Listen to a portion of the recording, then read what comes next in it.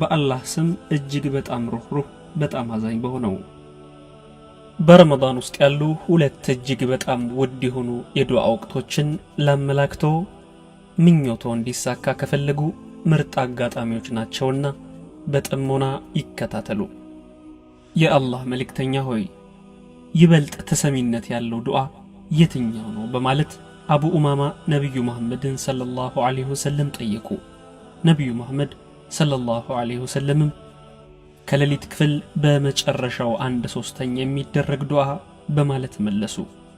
ይህ ማለት ከፈጅር ሰላት ቀደም ብሎ ያለው ወቅት ነው። ይህ ጊዜ ለምን የተለየ ሆነ? ምክንያቱም አላህ ሱብሓነሁ ወተዓላ በዚህ ሰዓት የባሮቹን ጥያቄ ለመመለስ የበለጠ ቅርብ እንደሚሆን ቃል ገብቷልና። ምክንያቱም ይህ ሰዓት ብዙዎች ቸልተኛ የሚሆንበት እንቅልፍ ላይም የሚሆኑበት ወቅት ነው። በዛ ላይ ከፍራሻችን ምቾት ላይ መነሳትና በዚህ ወቅት ዱዓ ማድረግ ቀላል አይደለም። ይህን ለመስራት የጠራ ኢኽላስና ጥልቅ የሆነ ፍላጎት ያስፈልጎታል። ይህን ለመስራት አይችሉም አላህ በዚህ ሰዓት የሚማጸኑትን እንደሚቀበል ካልተማመኑና እርግጥ ካላሉ በቀር። በዚህ ሰዓት ፍጹም መነሳት አይችሉም እርሶ ፍላጎትና ምኞቶ እንዲሳካሎ ጥልቅ ጉጉት ከሌለው በስተቀር። በዚህች የሌሊት ክፍል ካሉበት ምቾት መላቀቅ አይችሉም ከልቦ ተጸጽተው የአላህን ምህረት ቢፈልጉ እንጂ።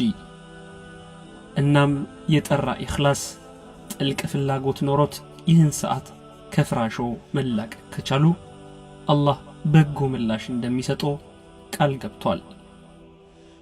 አላህ ሱብሓነሁ ወተዓላ ማን ነው የሚለምነኝ ፍላጎቱን የማሟላለት በማለት ይጠይቃል።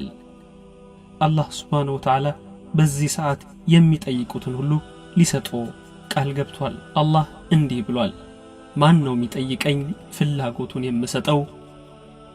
አላህ ሊምሮ ቃል ገብቷል። እርሶ በዚህ ሰዓት ምህረቱን ከተማጸኑ እርሱም ይላል፣ ማን ነው ምህረቴን የሚሻ እኔ የምምረው? ስለዚህ ይህ ሰዓት ሊያመልጦ የማይገባ ልዩ ሰዓት ነው። ይህ ዕድል በረመዳን ብቻም አይደለም። ይህን ኖር ልዩ የሚያደርገው ሰዓቱን የበለጠ ውድ ስለሚያደርገው ነው። ከረመዳን ውጭ ካለው አንጻር ስናይ በረመዳን ይህን ወቅት ማግኘት ቀላል ነው። ምክንያቱም ስሁር ለመመገብ ይነሳሉና። ስሁር መመገብ ሱና ነው። ነብዩ መሐመድም ሰለላሁ ዐለይሂ ወሰለም አበረታተዋል ስሁርን መመገብ በረካ ነው በማለት። ስለዚህ በአንድ ብርጭቆ ውሃም ቢሆን ስሁር እንዳያመልጦ። ስሁር መመገብ እጅግ አስፈላጊ ነው። ምክንያቱም ጥንካሬ በመስጠት ቀኑን በሙሉ አላህን እንዲገዙ ብርታት ይሰጦታልና። ለሰላት፣ ለቁርአን፣ ለዚክርና ለሌሎችም ኢባዳዎች። በረመዳን በእጅጉ የተራበ ሰው ኢባዳዎችን ማከናወን አይችልም። ንቃት ይጎድለዋል፣ የኢባዳ ስሜት አይኖረውም። እናም ረመዳን ከምግብና ከመጠጥ ብቻ መራቅ አይደለም፣ መጥፎ ንግግርና አጓጉል ባህሪ ማስወገድንም ይጨምራል። የአላህ መልእክተኛ ሰለላሁ ዐለይሂ ወሰለም እንዲህ ብለዋል፣ ከመካከላችሁ አንዳችሁ ከተሰደበ በአንዳች ጉዳይ ከተበሳጨ ኢኒ ሷኢም እኔ ጾመኛ ነኝ ይበል። ስሁር የሚረዳውትም ለዚሁ ነው። ምክንያቱም ከከፋ ረሃብ ይከላከልልዎታልና። ረሃብ መጥፎ ባህሪያት እንዲያገረሹ በማድረግ መልካም ምንዳውትን ይሸረሽርቦታል። ስለዚህ ለስሁር መነሳቶን ፍጹም እንዳይዘነጉ። ከሱብሂ ጥቂት ደቂቃዎችን ቀደም ብሎ በመነሳት ለዱዓና ለኢስቲግፋር ጊዜ ይስጡ። በዚህ ውድ ሰዓት የበለጠ ዱዓ ለማድረግ ጉጉ የሚያደርጉ ሌሎች ተጨማሪ ምክንያቶችን ልንገሮ። ቁርአን ላይ አላህ መልካም ባሪያዎቹን ሲያወድስ እንዲሁም ልዩ የሚያደርጋቸውን ባህሪ ሲጠቅስ እነሱ ከንጋት በፊት ምህረቱን የሚለምኑት ናቸው ይላል። ሌላው ዱዓ ለማድረግ የተመረጠ ሰዓት የሚባለው ከመግሪብ ሰላት አስቀድሞ ያለው ጊዜ ነው።